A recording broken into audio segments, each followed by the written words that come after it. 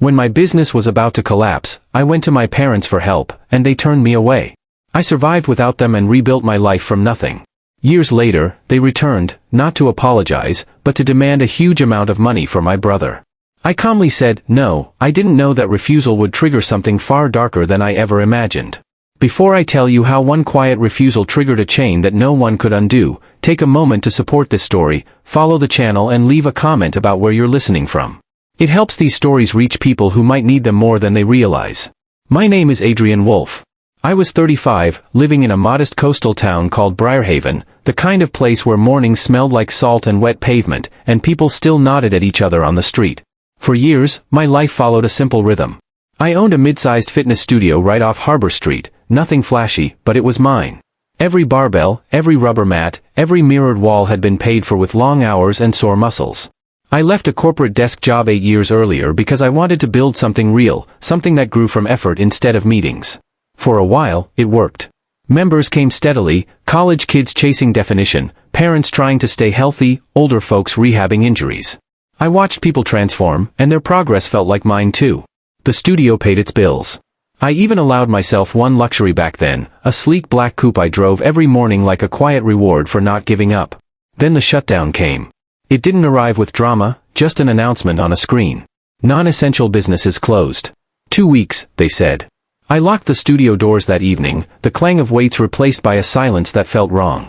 2 weeks stretched into months. Memberships froze, then canceled. Refund requests piled up. Rent notices didn't stop. Equipment loans didn't pause. Interest grew quietly, relentlessly. I sold the car first. Then electronics. Then pride. I borrowed from friends who believed in me, but belief has limits. No matter how I cut expenses, the numbers stayed red. 50,000. That was the gap between survival and collapse. Enough to keep the studio alive until reopening. Without it, everything I'd built would be stripped away piece by piece. There was only one door left to knock on. My biological parents, Randall and Moira Wolf, lived inland in a quiet gated neighborhood called Crestfield. We weren't close, not hostile, just distant. Every family gathering revolved around my younger brother, Julian. His plans, his potential, his future. I had always been the one expected to manage. I didn't go asking for charity. I prepared contracts, interest terms, collateral. I drove there in a dented sedan I'd bought after selling my coupe, rehearsing calm sentences in my head. The house looked exactly as it always had, manicured lawn, perfect hedges, everything controlled. They listened. Then Randall folded his hands and said no. Not because they couldn't. Because they wouldn't. The funds are earmarked, he said calmly. For your brother. Moira wouldn't meet my eyes. I explained again. Loan. Interest. Paperwork. Randall's expression hardened. If your business were truly stable, you wouldn't be here, he said. You're grown. Handle your risks. The word selfish followed me out the door. That drive back felt endless. Rain blurred the windshield. For the first time, I didn't just feel rejected, I felt erased. At home, my wife, Lila, noticed immediately. She didn't interrupt while I spoke. She just held my hand and said, "We'll find a way." A week later, someone knocked on our door. Her parents. Evelyn and Marcus Hale lived hours away on a small farm. They arrived unannounced, careful masks on their faces, eyes full of concern. Marcus placed an envelope on the table without ceremony. Inside was $50,000. Exact. I froze. They brushed off my questions, but later that night Lila told me the truth, they'd mortgaged their farm. I didn't sleep. That money saved the studio. I worked like a machine. Online sessions. Cleaning. Teaching every class myself. Slowly, painfully, the studio survived. Then reopened. Then grew. Years passed. I repaid every dollar. Life stabilized. Lila and I bought a modest house near a lake. Her parents moved in with us later, not out of obligation, but choice. When Lila told me she was pregnant, I cried like a child. That was when my phone rang again. Randall. No greeting. No apology. Julian was getting married. Big wedding. Image mattered. I needed to contribute $150,000. Not a request. A demand. I didn't answer right away. I listened. I remembered the locked door. The word selfish. The silence that followed. That night, Lila asked me one question that settled everything. If everything fell apart again, would they come for you? I finally understood something I'd avoided my whole life. I owed them nothing. And saying no was about to cost them far more than they imagined. I didn't return my father's call that night. I didn't text my brother either. Silence felt safer than words, because I knew if I spoke too soon, anger would spill out, and anger would give them exactly what they expected. I needed clarity, not noise. The next morning, my phone lit up again. This time it was Moira. Her voice came through thin and strained, already wounded before I said a word. "Adrian, why are you doing this?" she asked. "This isn't about money. This is about family." I stared out the window at the lake behind our house, sunlight rippling over water that didn't care about bloodlines or expectations. "I asked for help once," I said evenly. "You remember how that went?" She went quiet. Then, softer, "That was different." Different. The word landed like a slap. Different because I was failing then. Different because Julian needed them more. Different because I wasn't worth the risk. "I'm not paying for appearances," I said. "I'm building a life." Her voice hardened. "Then don't expect to be part of ours." The call ended.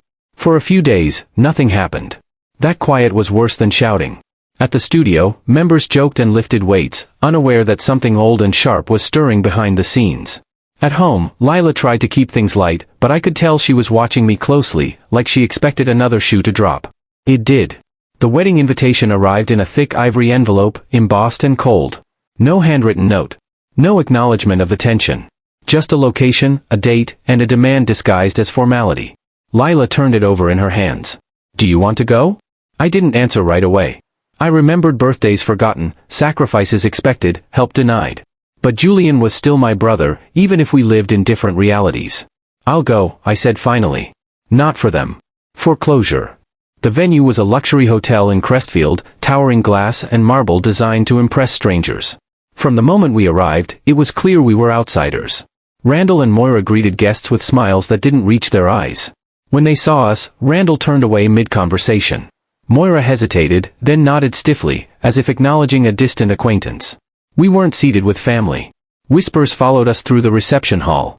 I caught fragments: "successful but stingy, won't help his own brother, married into money." Each word tightened something in my chest. But I kept my posture straight.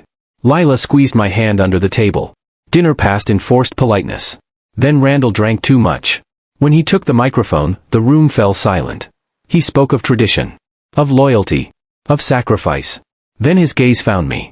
"Some people forget where they come from," he said loudly. "They prosper and turn their backs when family needs them most." The air thickened. I felt Lila shift beside me. "He's not fit to call himself the eldest," Randall continued, voice slurred with bitterness. "Living comfortably while refusing to do his part." That was when Lila stood. She didn't raise her voice. She didn't insult. She simply told the truth, about the studio nearly collapsing, about the loan refused, about who had stepped in without conditions.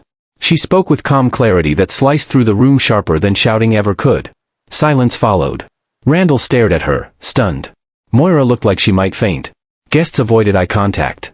Julian approached then, face tight with embarrassment. "Please," he said quietly, "just go. Let's not make this worse." So we left. The drive home was long and quiet. Lila rested her head against the window. "I'm proud of you," she said softly. "I thought the worst was over. I was wrong." Christmas came weeks later. Snow fell thick and heavy, muting the world. Our house glowed warm from the inside, Evelyn's baking, Marcus fixing a loose rail, Lila laughing as the baby kicked. It felt like peace had finally settled. Then there was a knock. Randall and Moira stood outside, uninvited, eyes sharp and restless. They stepped in without waiting, scanning the house like inspectors. "So this is where you've been hiding," Randall sneered. "Playing happy family." His words escalated fast. Accusations. Insults. Claims that I'd been bought. When he turned his rage toward Evelyn and Marcus, something in me snapped. "Leave," I said. He didn't. He knocked decorations from the table, wine sloshing onto the floor. Lila stumbled back, one hand flying to her stomach, fear flashing across her face. That was the moment. "Get out," I said again, louder. "Now." I raised my phone. Randall froze, eyes burning with hate. "You're no son of mine," he spat as he stormed out, dragging Moira with him. The door slammed. Snow swallowed their footsteps.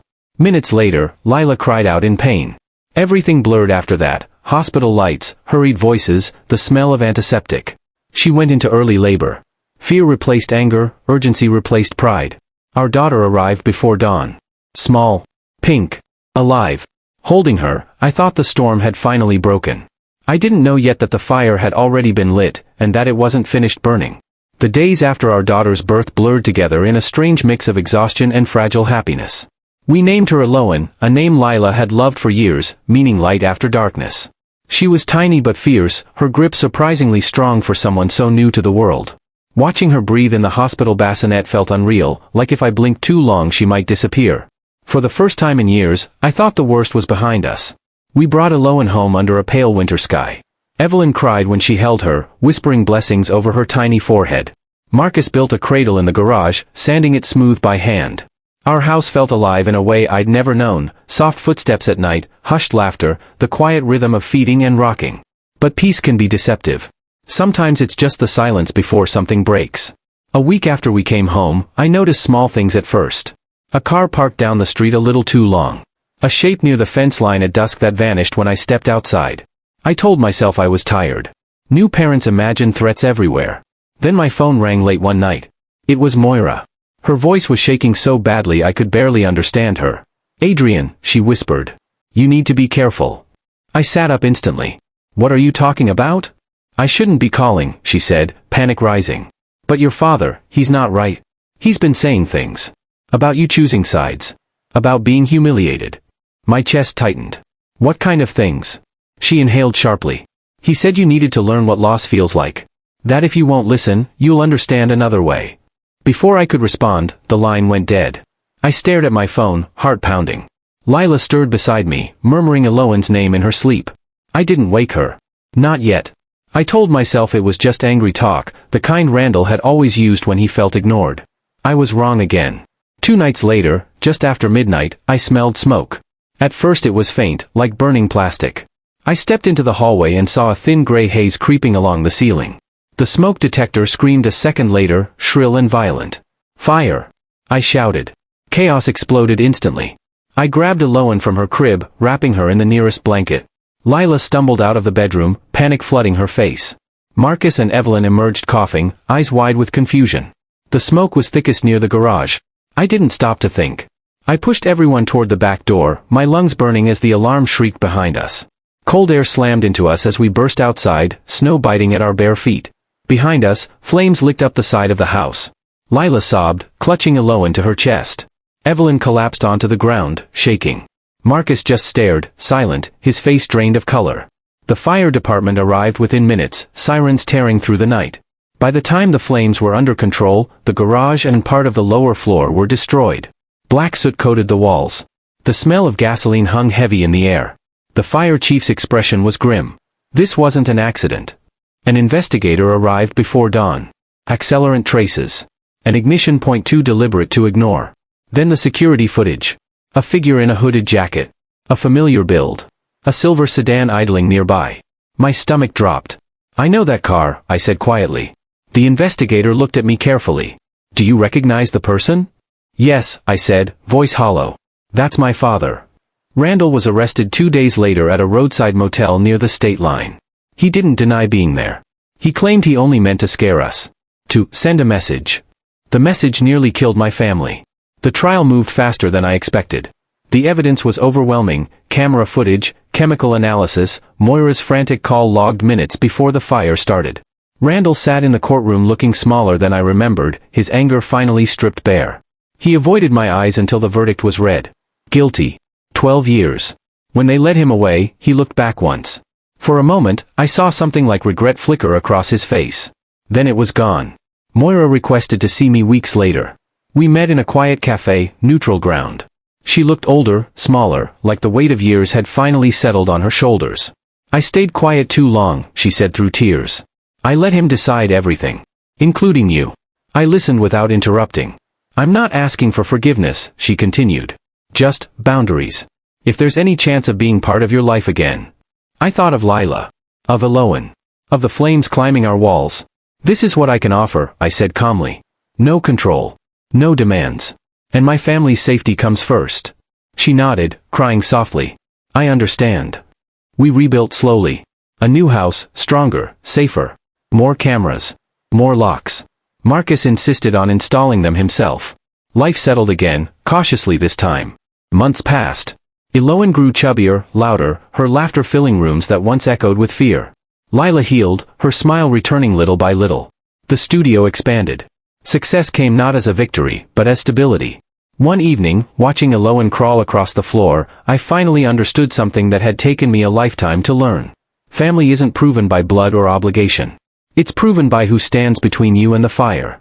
And I would never forget that lesson. Rebuilding wasn't just about walls and beams. It was about unlearning fear. The new house stood a few miles outside town, closer to open land than neighbors. Stronger framing. Fire-resistant siding. A security system Marcus personally oversaw, installing cameras at angles only someone who had once lost everything would think to cover. Every lock clicked with a finality that felt comforting instead of paranoid.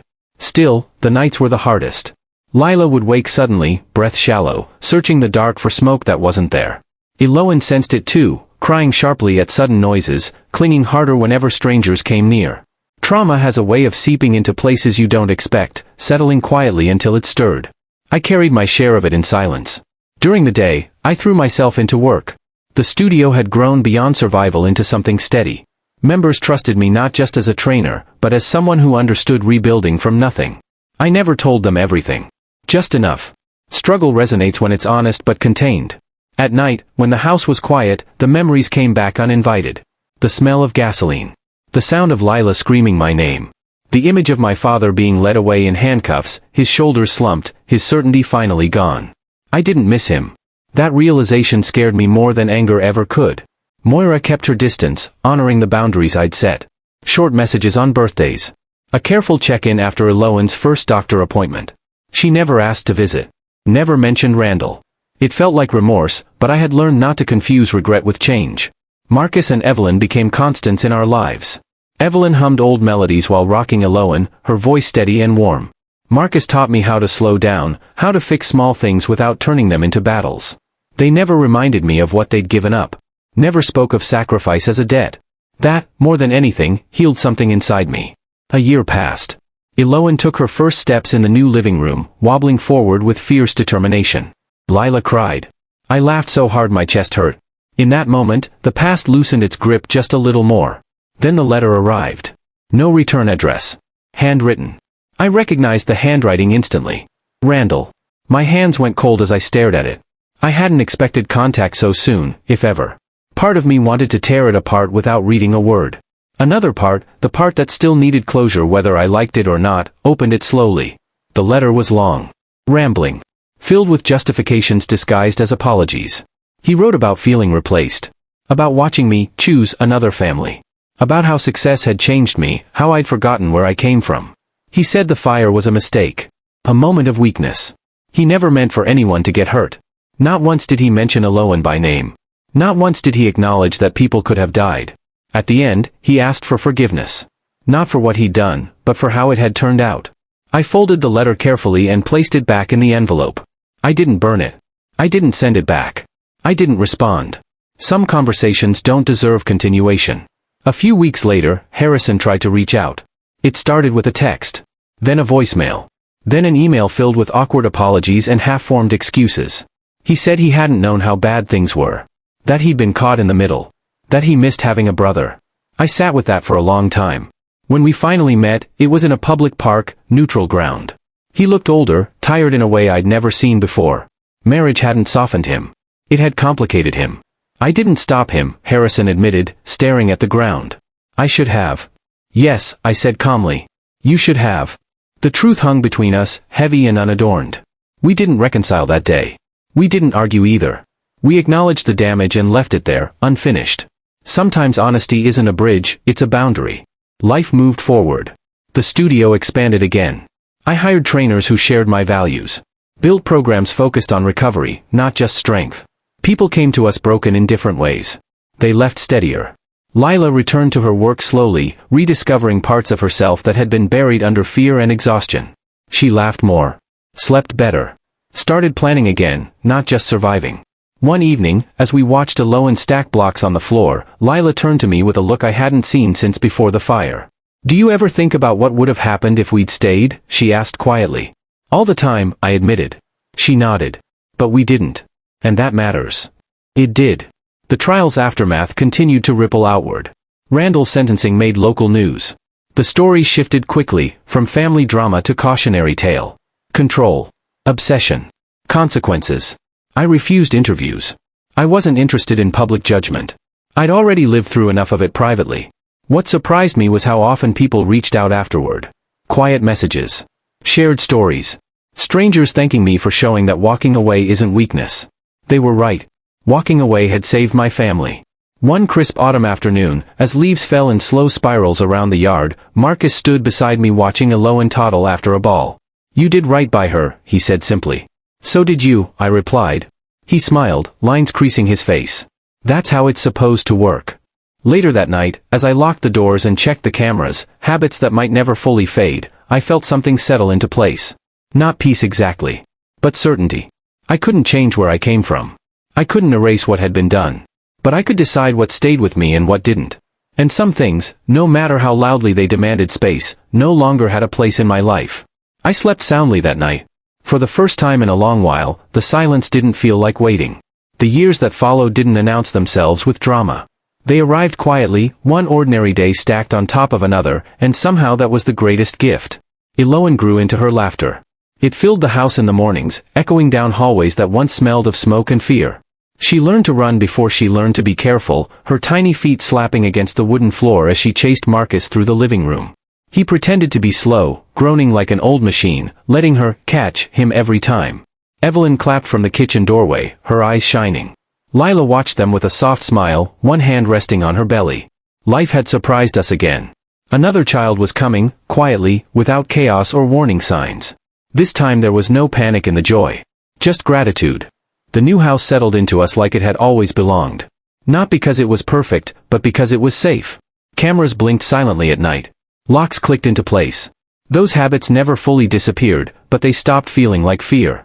They became routine. Protection, not paranoia. The studio thrived in ways I never expected. It wasn't just a business anymore. It became a place where people came to rebuild themselves. Some were recovering from injuries. Others from losses they didn't talk about. I recognized that look in their eyes. The same one I'd carried for years. I never preached. I just showed up. Consistency did the rest. Harrison tried again, months after our last meeting. This time, he came alone, without excuses prepared in advance. He stood at the edge of the studio while I finished a session, hands shoved deep into his pockets. "You look good," he said when we finally spoke. "So do you," I replied, because it was true. Tired, but real. He nodded, swallowing hard. "I'm not here to ask for anything." I waited. "I just wanted you to know," he continued, "I finally understand why you walked away." I studied him for a long moment. Then I nodded once. That was enough. We didn't rebuild what was broken. But we stopped pretending it never was. Sometimes, that's as close to peace as things get. Moira kept her distance. She respected it. When she asked to meet Eloan, she didn't assume the answer. She waited. We chose a park, neutral and open. She knelt carefully, letting Eloan approach on her own terms. When my daughter handed her a leaf like it was treasure, Moira cried quietly. She didn't ask for more that day. That mattered. The rebuilt house was finished a year later. Stronger beams. Better wiring. No shortcuts. Standing in the doorway for the first time, holding Eloan on my hip, I felt something close to closure. Not forgiveness. Not forgetting. Just the understanding that what was lost didn't get to define what remained. The trial faded into memory, but the lesson never did. Blood didn't protect us when it mattered. Choice did. One winter evening, snow falling softly outside, we sat around the table eating dinner. Laughter bounced between the walls. Evelyn passed Eloan another roll even though she'd already had two. Marcus pretended not to notice. Lila reached across the table and squeezed my hand. In that moment, I understood something I'd chased my whole life without knowing it. Family isn't proven in moments of celebration. It's proven in moments of collapse. And the people who stayed when everything burned, those were the ones who earned a place beside me forever. Later that night, after everyone slept, I stood by the window watching snow settle gently over the yard. The world felt quiet, not empty. Full. I didn't wonder anymore if I'd made the right choices. I knew. Some doors are closed to keep danger out. Others are closed to keep peace in. And I would never apologize for choosing peace. If my story moved you, take a moment before you go, support the channel, share where you're watching from, and help these stories reach others who might need them right now.